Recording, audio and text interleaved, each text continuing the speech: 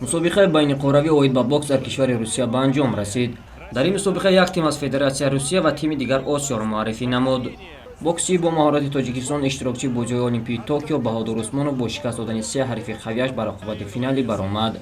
рақиби ӯ дар финал Александр Девятови 24-солаи рус буд.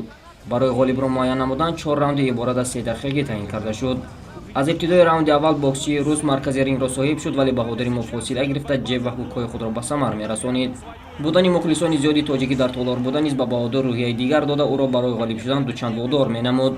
дар раундҳои минбаъда баҳодур маркази майдонро соҳиб шуда рақибро ба зарбаҳои пайдарпайаш нишон мегирифт. ҳамин тавр 4 раунд бо бартарии Баҳодур Усмонов ба анҷом расид.